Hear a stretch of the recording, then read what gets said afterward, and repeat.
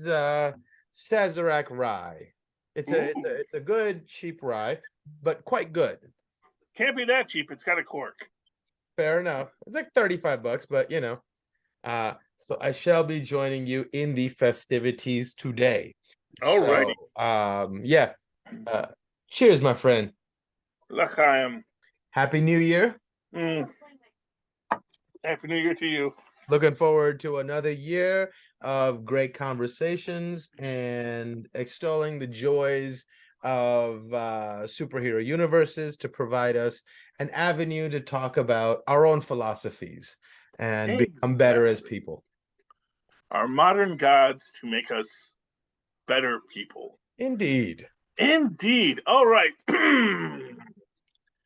Hello, cats and kittens, and welcome once again to Superconnectivity. I'm your host, Charlie, the Professor Esser, and with me, as always, is my skinny rich friend. It's Mozz.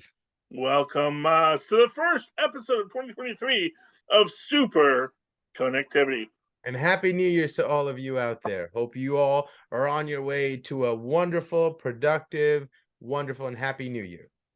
And it is, I mean, right now I'm enjoying this New Year so far. You know, I just started a new job with the Paper Mill Playhouse, which is a Broadway theater in New Jersey, which means it's a really great theater, but it's in New Jersey, which means we don't care what you... You know what else is really great and also in New Jersey? What? Life Stadium, where I was this weekend watching the Giants trounce the Colts, excuse me. Way to go, Giants. I hope the Lions can meet them in the Super Bowl. Hey, man. Who knows? I'm hopeful for the Lions right now. That's the thing about the Lions. We're like always just out of reach. But we're always like fighting tooth and nail. And they got a shot this year, at least to be a wild card. And that's the trick. You only have to win enough to get the wild card. You know, you don't get paid extra for winning the extra games to guarantee your slot. All you got to do is do just enough to get in the playoffs, and then it's a whole new season.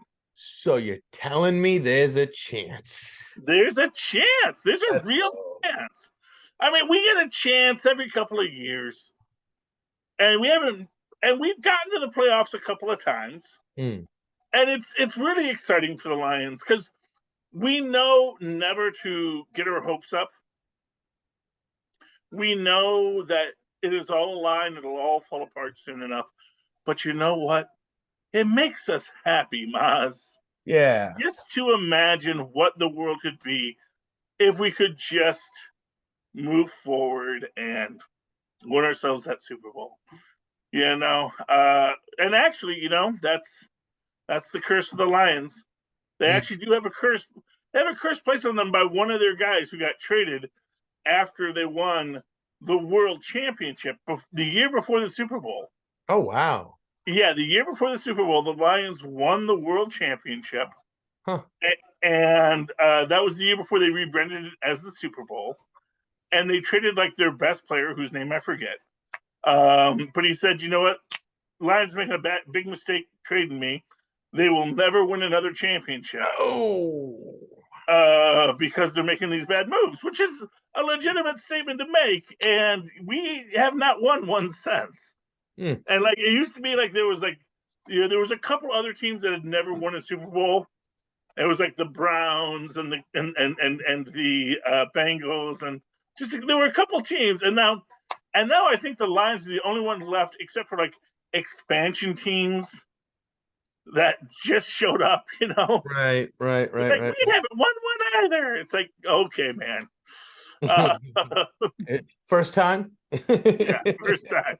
But that's the Lions, man. But the thing is, we get our hopes up so much, and that's the thing about being a Lions fan. That's the real truth of being a Lions fan. I think it's also like you get to celebrate how much misery you put up with, right? As a Well, sports exactly. fan, you get to say, man, I was there suffering. Because when it does happen, man, you get to claim that right to celebrate so hard. Exactly. I mean, that is why I don't, I have a hard time rooting for teams that win all the time. Uh-huh.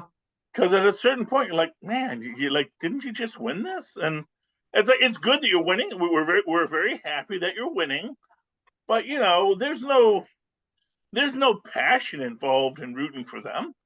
And that's not to dissuade you if you want to root for the Yankees or any other team. It's but But have you struggled for your team? Have you exactly in suffered for your Detroit. team? You haven't. So your celebrations are very surface. There's nothing beneath them. There's nothing Yeah, behind them. And you will forget about this celebration tomorrow. It won't mean a thing to you tomorrow because you're not a real fan. and that's the thing. Maybe I I'm know going too this. far. Maybe I'm going too far. Well, here's what I'm going to say: there are no angrier fans than fans whose teams win all the time, who then lose. And it's like, when you're a Lions fan, when you're a Tigers fan, like Tigers, we do win the World Series generally every 20 years. We know that we're gonna every 20 years we're gonna get back there. Usually, we're hopeful it's going to be a year that rhymes with 4. So we're going to say the Lions roar in something 4, or the Lions are great in something 8. We know those are our shooting for years. So hey, Lions roar in 2024. You watch for it, as with Tigers roar. Although I will say, those insufferable fans, it's much more fun to watch them twist under the thumb. Oh yeah, well, because they all leave. That's the thing. It's like no one is faster to desert a team than a Yankees fan. I mean that's why I do respect Mets fans. Ah. Mets fans, they know, and they've got like one of the best teams, but they just, as they say, the Mets are like the Cubs, where they had such solid fans and such big markets. They didn't have to win. They didn't have to invest in winning because their paraphernalia was selling just fine. Like the Knicks. Yeah, exactly. The good old Knickerbockers. Yes. I do think we should call them the New York Knickerbockers. I think that they should just embrace the Knickerbocker name more. Yeah. And it's like now, well, I guess it's the Nets are in Brooklyn. I was saying it would be a very hipster Brooklyn thing to celebrate the Knickerbockers. You could almost exactly. twirl your mustache as you say it. Oh yeah, and you would, yeah. I mean, where did the Knicks play? The Knicks play in Madison Square Garden. I Oh, was just Madison thinking Square Barclays, Garden. but that's the Nets. That's the Nets. There. Yeah, I mean, the Nets are lovely. Used to be Indeed. the New Jersey Nets. We're the only team to actually acknowledge they were from New Jersey, except for our beloved Devils. You know how long it took me to be okay with the Nets being called the Brooklyn Nets? Because you can't just show up to Brooklyn and claim Brooklyn for the same reason that all these fake fair weather Yankee fans are so annoying. You can't just come. You gotta pay your dues to rep Brooklyn. And I feel like they've paid a little bit of dues, and now I'm okay with it. Yeah, you have to earn it, but they've earned it. I got no beef with the Nets. I got a little mad when they left us. Of course. And much the same way as if anyone is going to come and start repping Brooklyn, it's not going to be somebody from across the river. You know what I'm saying? Like, that was a hard one to swallow. What always bugged me about that was that they were the New Jersey Nets. Right. The New Jersey Nets were the New Jersey Nets, and they played in the same place as the New Jersey Devils. And we take that pride. And that's why I will never accept the Red Bulls. Because the Red Bulls have only played in New Jersey, and yet they call themselves the New York, New Jersey Red Bulls, and I'm like, no, it's bad enough you're named after a soft drink, man.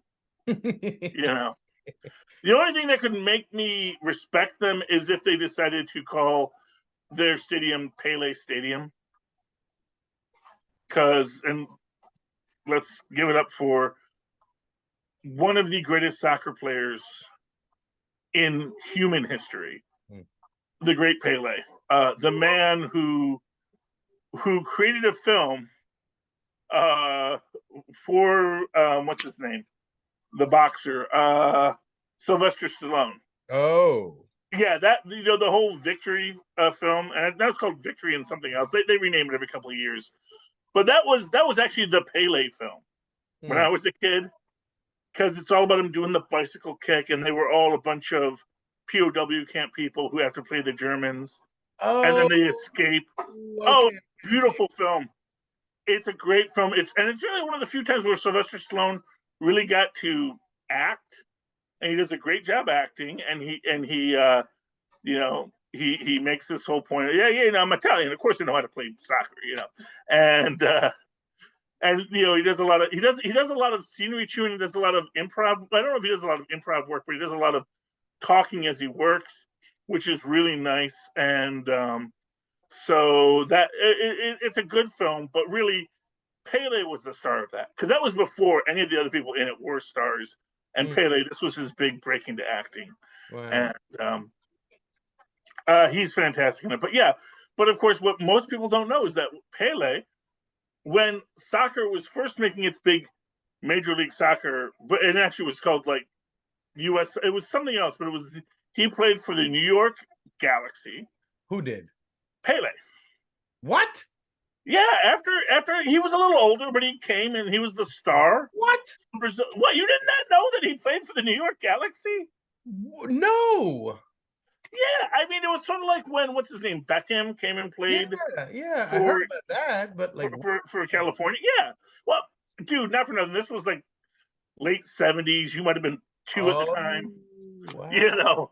Oh, yeah. The New York Galaxy have been around since the '70s. Well, I mean, yeah, actually, I mean, technically, yes. I mean, it's sort of one of those names, like like so many other, you can have a team called the Senators. Doesn't mean it's technically the same Senators, but yeah, the Galaxy. Okay. All right, fair enough. But that was a name, and so they called themselves the New York Galaxy. Wow. And that was like the big Premier League of the U.S. And they got Pele. They paid Pele a bunch of money to come here, and he said, "Yeah, sure, man, pay me a lot of money. I'll live in New York." Hey, I mean, Ronaldo's doing the same thing with Saudi Arabia. I mean, get it where you can get it, right? Well, and for what it's worth, that's actually that's both how you build your own franchise up, and you exist within, the infrastructure. And, it's always guys that are like at the top of their game. So they're used to getting paid a lot of money, and then they get paid a lot more money to come someplace that just has money to throw at them. That's all we're offering. We don't have a fan base, we don't have anything, but here's lots of money for you, sir.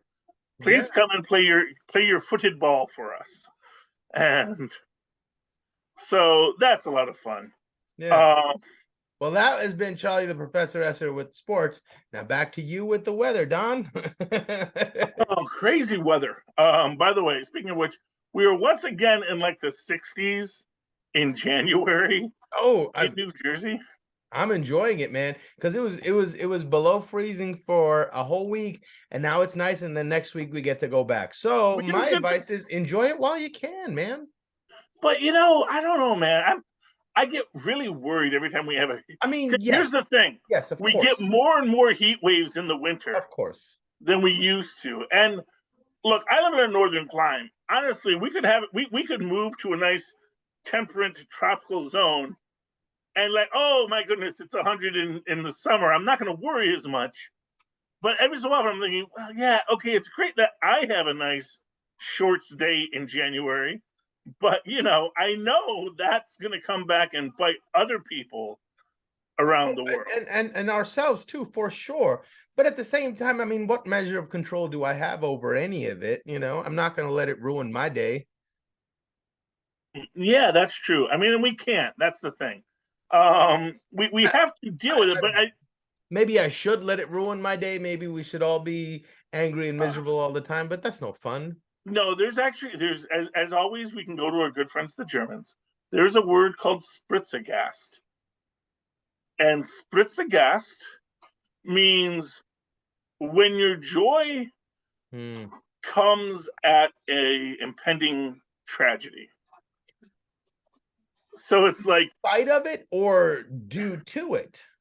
I'm sure there's variations on how the word is evolved, but like I first looked that up because I knew the Germans would have a word, and Spritzagast is pretty much the word for when things are going great and you're really happy, but you realize, oh, this is going to cost someone else poorly. Like I'm going to succeed. It's like when you win a big hand at poker and you realize, oh, that was your college fund you bet, didn't it? Yeah, sorry, dude. Yeah, I guess the only comfort is like, I didn't do it, so Well, yeah, I mean that's the thing. That's the thing. It's like, I mean, arguably none of us did it, although we all, we live in the milieu, and the milieu is wonderful. We've gotten to a great spot. Now it's like we got to figure out what are the things we can do that will keep the planet from dying horribly, but also not dramatically prevent me from making podcasts. Right. That's the thing. The place I've come to in life is that I know that it's not in my control, so I don't have to feel any guilt over it. Guilt is a monster, man, and I don't need any more of it in my life than I already have to contend with. So fair enough. Any place where undue guilt is trying to be pressed upon me, I'm like, get that out of my face, man. I have no time for that. I've got enough of my own to deal with. And do you know what? I think that's fair. So long as you're not actively seeking. Right. Anyone, it's like, what's that Andrew Tate guy? Mm-hmm. And I love that. I just love the karmic plotline of that, which is, he goes to just for no reason. And not for nothing. The man had warrants and he knew he had warrants. And this is how you know that guy had to be rich, because he doesn't know what it means to have warrants.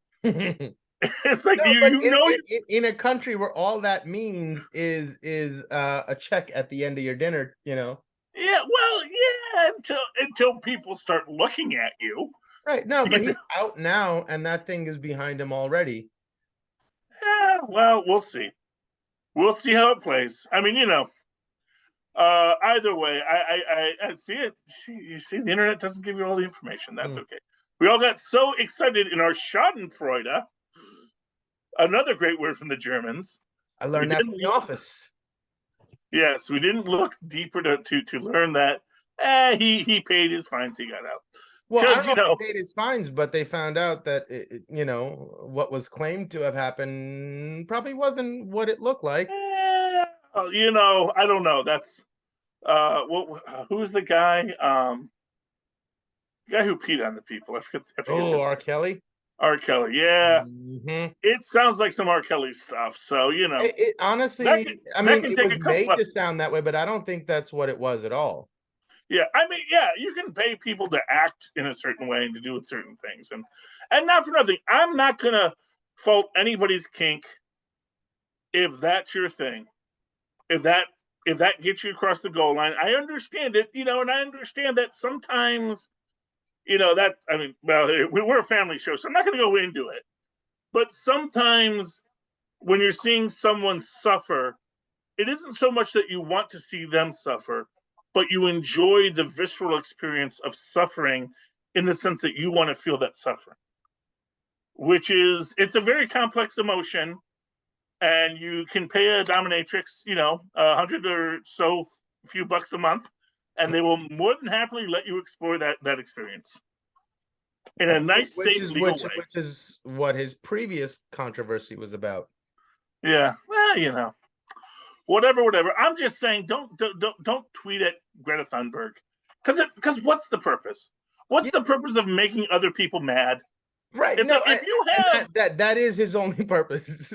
Well, yeah. That is actually, that's a whole other thing, because that is about the diminishing returns of a business model based upon excitement. Yeah. And I think this is part and it's also reading the market, right? There's so much nonsense on one side, and it creates the room for nonsense on the other side. Yeah. So it's all reactionary, and the more nonsensical each side gets, the more nonsensical the reaction to it will get. And that's Well, yeah, but there's actually a deeper aspect, which is, I think, the business aspect. So, and this, I think, this is, and I'm gonna have some mild Musk criticism, but I'm not actually criticizing Musk. But what I'm going to point out here is that effectively Musk's customers are not the people who purchase his products per se. Musk's customers are the people who invest in Musk. He says, these are my ideas, and this is what I want to do next. And the problem is, and every businessman starts that way. Every businessman says, I've got this radical idea. Here's what I want to push. Here's how I want to get the investment moving forward. The problem is that you can only play that business model for so long, and then you have to pivot into being a legitimate businessman or business person who hires people to run companies who have the expertise to make your vision a reality. I feel that Elon Musk is at a point where, even though he has tried to do that a few times, I think he's overextended himself, and he is now looking for how to get more investment. And the only way you get more investment, if you start as a loud disruptor to get investment, your only option is to create more disruption and more loudness to get more investors. Yeah, and the market is asking for it. Exactly, but it creates a diminishing return. Well, and that is the problem. I think that's where Musk is right now. I'm hoping he can pivot out of it. I'm hoping he can put people back in charge of Twitter who can run Twitter the way he wants it to be run, and he can sort of step away, but he can still have the effectiveness of having Twitter be what he thinks Twitter should be. And Twitter can grow in the way that he'd like it to grow, but he won't have to be the government control. Yeah, or whoever's control. I don't think the government controls Twitter that much. Well, no, but there were FBI moles that were in there in executive positions. And there's a treasure trove of documents talking about how the FBI manipulated what was standard to be released to the public and what was not okay to be released to the public. Yeah, I'm not sure about that, but okay. I'll take your word for it. I'll take your word for it, Mozz. That's what I heard. I don't know. Yeah, I don't know. I had heard different. It's sort of like there's a great my favorite. One of my favorite, because there's so many lines. One of my favorite Simpsons lines is Homer and Bart. They're driving a car through a cemetery, and Bart says, "Dad, you ran over a tombstone. That's bad luck." Says, "Really? I heard it was good luck." Right. And at sometimes the same time, there was someone there while he was trying to unearth the documents of how they handled a lot of things about what stories should be supported and not, what stories should be banned and whatnot. There was somebody actively acting in opposition to him being able to get those documents. Turns out that guy was an FBI plant, and once they fired him, he was finally able to get to those documents that he wanted to release, and he did. So, I mean, I don't think they revealed what people thought it was going to reveal. So, but at the same time, somebody was actively working against it. And for what that implies is really scary. And to break down the structure that a lot of these, overly self-righteous people were using to denigrate other people without looking at their own faults. I think breaking down of that structure, I was grateful for. So whatever the fallout is, wherever we'll land is fine by me. Might not be by other people, but I'm glad that structure that was in place to oppress people has been dismantled and jostled a little bit. That's one side of the argument. Yeah, I mean, and that's a fine take, Mozz. I don't, like I said, I don't research this enough to really have a solid opinion. Here's what I'll say. I know a con artist when I see one. I got nothing but respect for con artists. That's basically, see, that's the thing. If you come from a salesman's background, which is part of my family's history, you respect a salesman. You respect the Willy Lomans of the world. And if a Willy Loman makes that great sale, that's a good thing. And to me, I think Willy Elon Loman Musk was a pretty bad salesperson. not I don't know. He had a pretty successful life. I mean, he's got a cabin. Both his kids are in college. Right. No. But he wanted to be more. We're talking about the 50s. That's different than today. Right? Well, no. A salesman having those things today would be impressive. Salesman having those things in the 50s, it's like, yeah, all right. Burger King. There were a lot of salesmen who didn't have that much. Like I said, sales is a fickle business. And sales, and this is the thing, this is why I'm not in sales. My mom loves sales.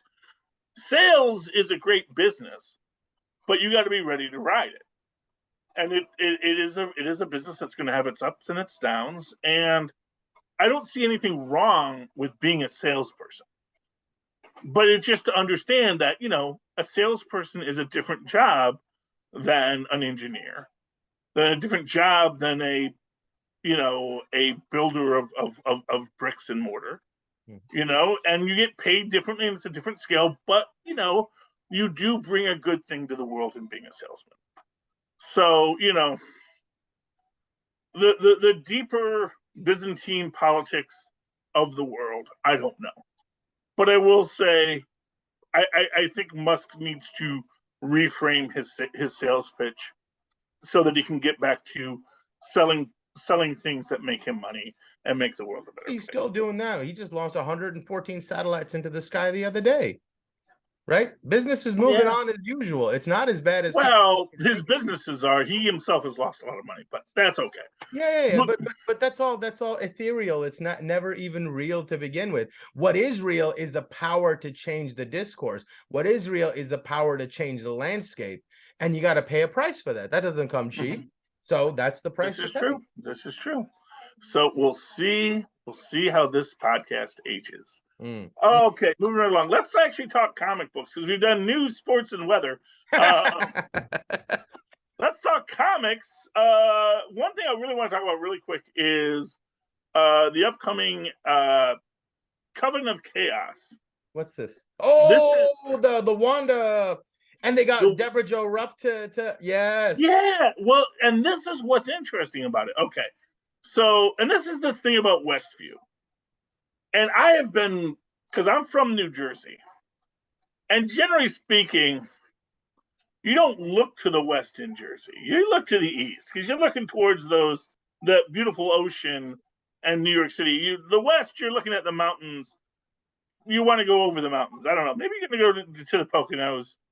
But, generally speaking, we're not known for our westerly views. I like the westerly views because if you're high enough, you can see the sun. Like when I was in the Colonnades, I had a western thing. You could see the sunset. There's a big observatory way off in the back. It's actually pretty lovely. So you could get some beautiful sunsets in New Jersey, but usually not at the suburban level. Like, when you're at that suburban level, it's like the name Westview always struck me as weird.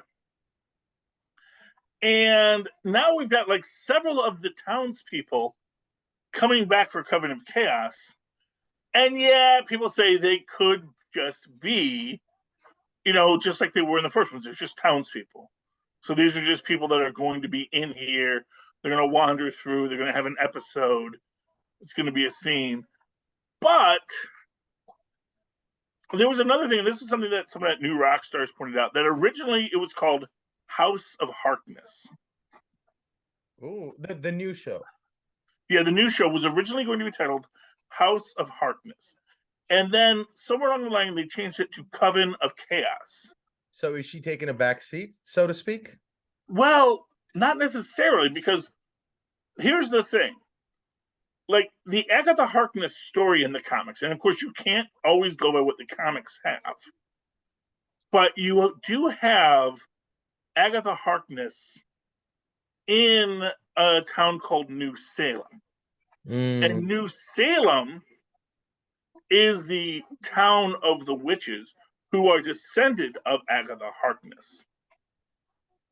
So there is the possibility that everyone in Westview is one of one of Agatha's descendants. But isn't she presently here also, or is she a spirit, or why are there her descendants? I thought we were in the present when we saw Wanda in West. Well, yeah, but she's lived for hundreds of years. Oh, okay, gotcha. You know, and not for nothing, lady likes to get her freak on. Hey, good for her. And you know, and so she had like the Salem, I think it was the Salem 13, or so she had all of her children, each of whom had superpowers as well, and they were all like elementally empowered beings. I wouldn't mind making some Agatha descendants. That sounds like a good idea. Well, but the idea is that maybe Westview was New Salem all along.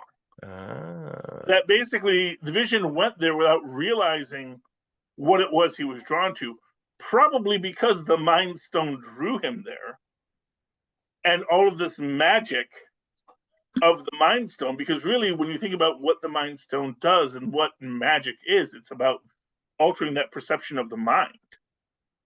And so, as the Vision is going through his life, he says, "Oh, let me come here," and he buys the plot and he starts building his home for his also empowered by the Mind Stone wife, to bring her into this world, because he was drawn there by the stones and by all this stuff, and this is the entire plan.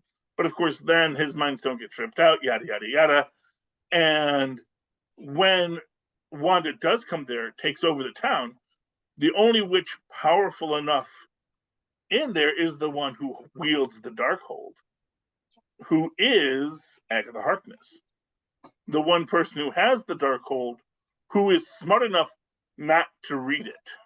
Wait, she had access to the Darkhold by the end of that series? I thought Wanda had it. Wanda had it, no, but Agatha had it first. Because Agatha makes the point, there's a whole chapter about you in the Darkhold. Right. You are the Scarlet Witch. You are the Queen of Chaos. And that is effectively the idea. So, you know, you have this idea of Agatha showing up, and when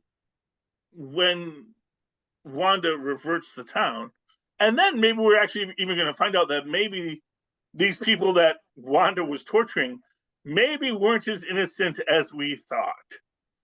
You know, that maybe there was a lot of darkness. Maybe the devil really was in the details.